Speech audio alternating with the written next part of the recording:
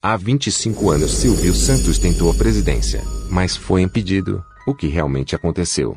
Muitos não lembram, outros nem sabem, mas há 2 décadas e meia, o apresentador, Silvio Santos, se candidatou à presidência do Brasil apesar de ter realizado uma possível candidatura. Prefeitura de São Paulo. Cenoura Bravanel nunca tinha ido tão longe, a ponto de se lançar candidato. Silvio Santos recebeu convites de diversos partidos políticos para se candidatar, principalmente porque as pesquisas de direção de votos aprontavam na liderança. O primeiro partido a desperta interesse em Silvio Santos foi o PFL, hoje Democratas. Pouco menos de um mês da eleição, Silvio se reuniu com o então senador Edson Lobão e com o presidente do partido, Hugo Napoleão, que o convidaram para assumir a candidatura caso o então candidato Aureliano Chaves desistisse, o que não aconteceu. Apesar da enorme pressão que se abateu sobre o candidato mineiro, apesar de não poder disputar pelo PFL, Silvio Santos começou a buscar outras alternativas. Foi avaliada a possibilidade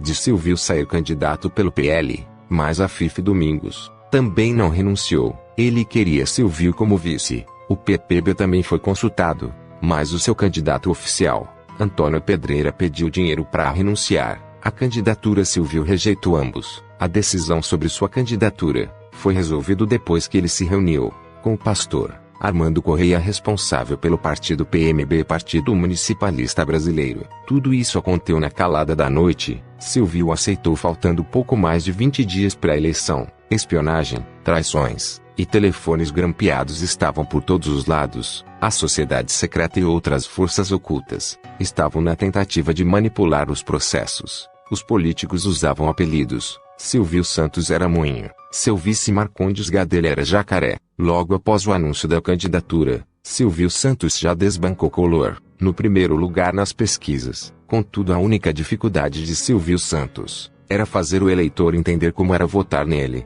Como era candidato de última hora, o nome do apresentador não aparecia na tela, e sim do antigo candidato do PMB. Na época não havia urna eletrônica, todos os votos eram em cédulas de papel, depositados em uma urna. Silvio Santos entrou com pedido oficial de candidatura no Tribunal Superior Eleitoral, no dia 4 de novembro. 2 dias depois, PRN, o partido de Fernando Collor, entrou com pedido para a extinção de sua candidatura. O TSR recebeu mais de 14 pedidos contra a candidatura de Silvio Santos. Collor de Mello era o candidato preferido da elite, principalmente da Rede Globo. Algo precisava ser feito para impedir que Silvio Santos, dono de um grupo televisivo rival, chegasse à presidência do Brasil. A família de Collor controlava a TV Gazeta e outras emissoras da Globo em Alagoas. Em um encontro, o dono das organizações Globo, Roberto Marinho, teria gritado com o presidente José Sarney, por ele não tentar impedir que o Camelo chegasse à presidência. A família Sarney controlava a TV Emirante, transmissora da Globo e o Maranhão.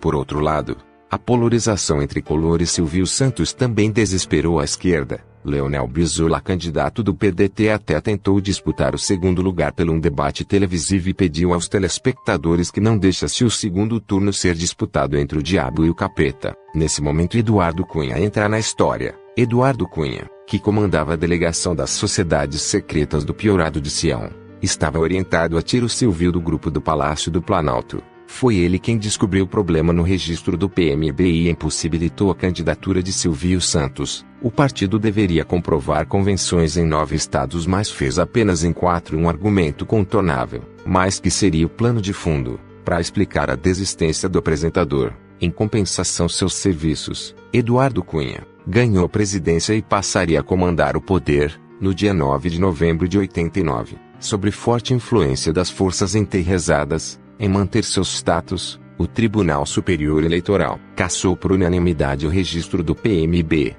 Durante o processo, Silvio Santos não foi visto, permaneceu trancado em sua mansão, mas estaria mesmo. A única comunicação com a empresa foi que Silvio Santos mandou dizer que está com dor de cabeça e não tem condições de falar. Silvio Santos apareceu somente às 5h30 da tarde, aparentando cansaço, com olhos inchados e rostos abatido, e por motivos que só aumenta as suspeitas, decidiu não recorrer da decisão do TSR, porque Silvio Santos não recorreu da sentença. O que teria acontecido? Ameaças de morte? Lavagem cerebral? O fato que, a parte desses acontecimentos, Silvio Santos se calou.